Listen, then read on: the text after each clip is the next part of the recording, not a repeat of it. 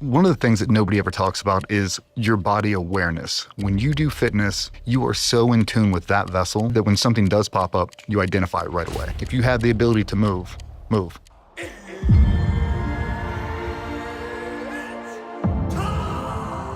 Fire department, anybody in special operations and military in general, everybody's day always starts with fitness. It doesn't take a whole lot. Like, you don't have to be David Goggins. You don't have to run 100 miles a day. You can wake up and do, I think guys use excuses, injuries, limitations, lack of motivation, like, oh, there's no reason for me to be in shape. Longevity of life. Happens if people don't develop body awareness. They don't learn the difference between something that hurts and an injury. When people are in a negative headspace, their posture changes. Their head drops, their shoulders roll forward, they're always looking at the ground, they're never up processing information. It's because, right, it's not just me, it's not just my world. I mean, business partners, Cole and everybody else, everybody who does that morning block of fitness, that's why I've been pushing it this whole time. And if you look at anybody in the military, anybody in fire department, anybody in special operations and military in general, everybody's day always starts with fitness. When you're in boot camp, you wake up, you do a workout, and then you eat. When you go into buds, you wake up, you work out essentially all day long, go to sleep. It's the same thing. When you get to the SEAL team, you do the same thing. Everybody wakes up, everybody does fitness the very first thing, and then we start our day. It's been really successful. Why would I ever break that? You see guys when they transition out, they get away from it, they gain a bunch of weight, they start drinking. You working out 5 days a week? No. Why? You've been doing it since you were 17 years old. Why would you break it now? Why? Yeah, why do you think that happens? I think guys use excuses, injuries, limitations, lack of motivation, like, oh, there's no reason for me to be in shape. Longevity of life. Everybody says, oh, I take a bullet for my kids. You won't lose 40 pounds for them. You won't prolong life. If you think you're a real asset to your family, why wouldn't you try to maximize that time? So I look at them now. It doesn't take a whole lot. Like, you don't have to be David Goggins. You don't have to run 100 miles a day.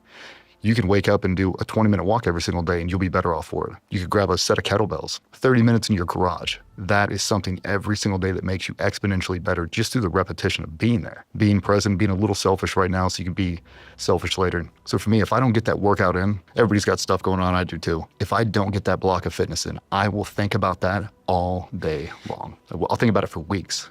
We go back, the next time we hit that muscle group, I don't get the same numbers I thought I would. Well, that's because I took Monday off. I'm never gonna put myself in that position. I don't want to have an excuse. So I set the foundation, I lay it down, I stamped it on a piece of paper. That's what I'm doing. I'm not compromising on it. And it's been great for us. That's awesome. I mean, as somebody who got into resistance training in his teens and running, I confess over the years, I felt some guilt around working out because in my community of scientists, I mean, now I have a much broader community. You go to meetings, everyone's sitting all day and eating bad food, and then it was happy hour. I was never much of a drinker, but I would participate a bit until eventually I just stopped drinking entirely. And occasionally I would sneak off during some of the, I'll just be honest, the week talks. I was like, I've seen this person speak before, I'm gonna get a workout in. And only once did I ever run into a colleague in the gym at one of these places. And we both were like, it was like getting caught doing something bad. Yeah. But then the years went by and I saw my colleagues start to die. I saw my colleagues start to get sick.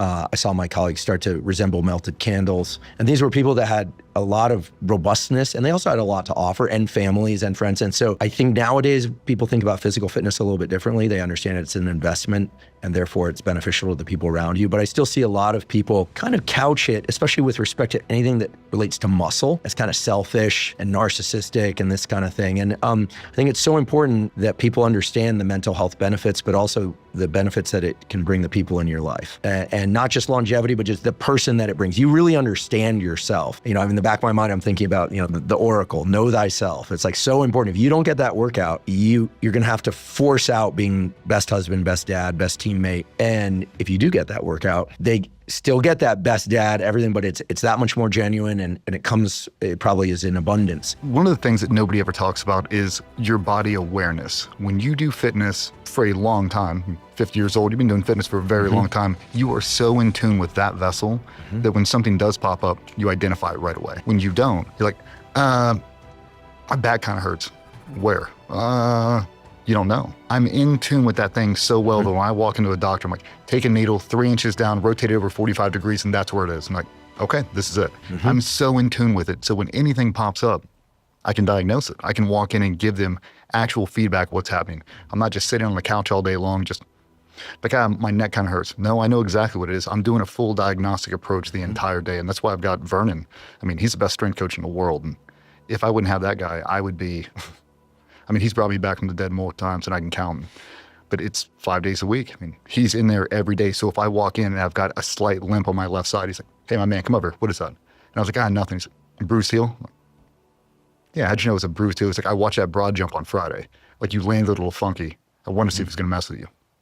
He IDs it. I ID'd it. I just wasn't going to say anything. Okay, what are you going to do about it?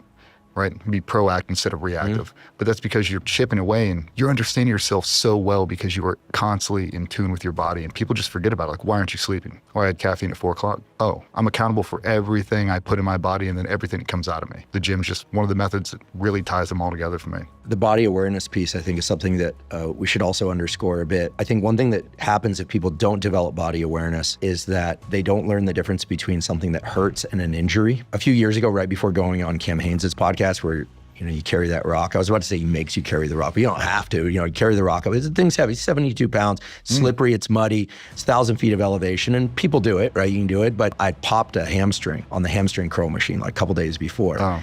But I didn't pop it. Like, it didn't, unravel up the tendon. So I was like, I'm just not going to talk about it. I'm not going to say anything. I'm not going to, because that's going to create its own thing. I was like, I'm hurt. It hurt, but I'm not injured. And knowing that line is really important, because if you are injured, it'd be the stupidest thing in the world to carry that rock up that hill, right? You end up out for 6 months potentially, or 4 months. I had years ago a back pain, kind of sciatica thing, and I couldn't stand up. And I actually was online. It was Instagram, and I have no business affiliation to this kid, but there was I think he's a chiropractor. He has this channel called Rehab Fix. And he convinced me that what I need to do is some like up dog things. It looks like you're kind of like humping the floor. Your pelvis is down and you're pushing up, and you repeat those. It's kind of like lizard push-ups, And then against the wall, if you can't actually do that from the floor.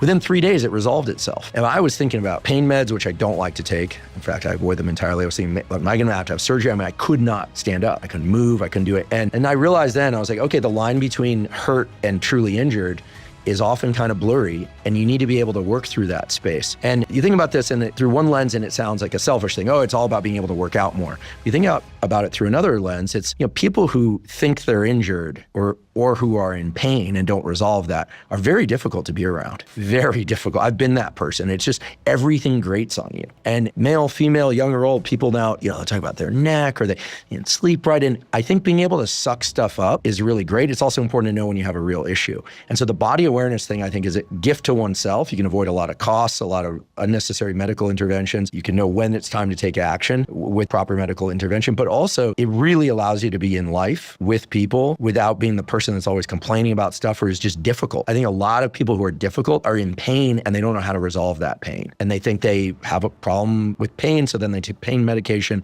and that's a whole cycle. So I just, wanted to underscore that kind of where we're headed here, it seems again and again, is with what seems selfish is actually one of the most selfless things you can do. Let's talk about posture. Recently, I heard you talking about physical posture in the gym, literally form and how upright one is with their stance or squat, and how that translates to mental posture. And it was the first time I've ever heard anyone talk about translating the physical into the mental in this way. So if you don't mind, how do you think about mental posture and physical posture and how the two intersect? I think in that analogy, the metaphor I used, physical posture, if you think, if I stand feet shoulder width apart and I put a barbell on me, you slide on 45s, I'm strong. 2 more 45s, I'm strong. You could load up 800-900 pounds and I could sit there and hold it. Or if you put 315 pounds on it, I can drop butt to floor and I can squat it. If I hold it at 90 degrees and you add on a 45, it feels like a ton.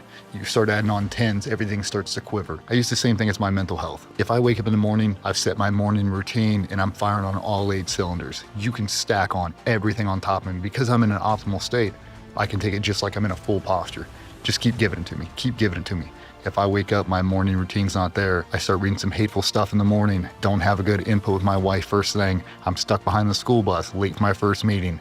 Now you hand me a parking ticket. It feels like the world is collapsing on top of me and I can't do anything for it. So throughout the entire day, that's the whole purpose of the micro win kind of formula. Stack up as many wins to put yourself in an optimal headspace, because reality isn't gonna know. It's gonna smack you either way. And if I keep myself blocking everything that's externally toxic to me, when something does get put on me that I have to wear, I'm in a good posture to put it on. That jacket might weigh 55 pounds. I put it on and I'm still strong because I've been dropping off everything that I don't need to wear all day long. But you'll see it. I mean, I know you see it. You analyze people all day long. When people are in a negative headspace, their posture changes. Their head drops, their shoulders roll forward. They're always looking at the ground. They're never up processing information.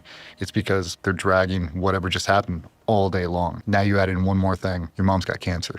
Oh, your wife's going to leave you. Oh, your kids are everything just starts to weigh down on you. And it feels like something you'll never get past. Insurmountable. It's at some point, and that's all because you start to let it slowly but surely chip away at you. It's like control the things you can control, and the things you can't control, you either avoid them completely or you take them as that's a reality you have to live through right now. I don't know why you have cancer, but you do, and you got to get through it. Okay. Well, what positive things do I have? Great relationship with my wife, great relationship with my kids, great relationship with my friends. My social circle has shrunk. Everyone around me is better than me, and they want me to be better. Okay, well, I can take on a whole lot if I don't have a tight circle, no relationship with my wife, ostracized from my kids, everything. Now you start to add on that external stress, it cripples me really, really fast, and I know I'm not the only one. So when I say it to everybody, whatever you have going on right now, whatever is absorbing all your bandwidth, it's us too. But you're choosing to wear that jacket all day. You're putting on another one, and then another one. And you add the external pressure of having to provide for a family and be that emotionally stable figure for the household. It's hard to do all day long, and a lot of people lose sight of it. And I think that's why so many people close their chapter early. They opt for suicide because they think there's no way I can right the ship. Like it's gone too far right now, and I don't want to have to sit here and rebuild it, and they close the chapter out. If we could have eliminated all those things and given yourself a breath of fresh air, would you have done the same thing? If I would have grabbed you right before the moment, like, this isn't permanent. You can fix this right now. You just have to change these aspects. They would. In the moment though, and I've been there, you don't have the clarity. You don't have the vision. And a guy told me a long time ago, he goes, I think a lot of people want to hit the reset button on the Nintendo. Cha-ching, restart the game. You're not restarting the game. It's over forever. I hate seeing people do it. I think now, after I've come out of the medicine, I've done a bunch of therapy and cut out a lot of toxicity out of my life. I've gotten that breath of fresh air, and I'm just, I told Marcus and Amber Capone when I came out of the treatment, I'm going to jump on the nearest building. I'm going to shout it from the rooftops, like, this will help. There is a way out of this funk. It's just one step further than you've currently gone. Like, there's light at the end of that tunnel. Just one step further, and just continuously go, and it'll get better. But yeah, for me, posture is a huge thing. I mean, in combatives, it's a huge thing. In processing information, it's a huge thing. In dealing with stress, it's a huge thing. I can't let myself collapse, because once you start adding another pound to me, it hits me to the floor really fast. So control the things you can control. And a lot of it is just your posture and your perspective. Great message. Would you agree that lying down in bed on one's phone on social media is a very dangerous posture? Because I would argue that. And I also tell guys, if you are going to lay in the fetal position and tweet out how bad your mental health is, stop. Go to a Starbucks, go to Whole Foods, walk around and see normal human interaction and tell a stranger you're suffering from mental health. They don't do it. You're just going to sit there in a fetal position, feeling sorry for yourself, and you think it'll get better tomorrow. It won't. I've already lived that life. I've already painted the picture for you. I played you the movie. You've watched it. It's not going to work. You're going to have to get out of that bed, and you're going to have to do something every single day that brings you out of that dark depression. And for me, it's physical movement. If you have the ability to move. Don't lay in that bed. Don't just sit there and scroll. Vernon says it, your diet's important. Not what you eat, but what you consume. Visually, audio, the music you listen to. We all know there's some music you listen to that just changed you ever so slightly. Is that the person I need to be walking to the store? Do I need to blare Megadeth right now? No, I need to play Ludovico. That's what I need. I need to walk into this room at 100% full capacity and just receive whatever energy's in the room right now. It's hard to do if I'm in the depths of despair right now. I try to put myself in a position where I have optimal posture all day.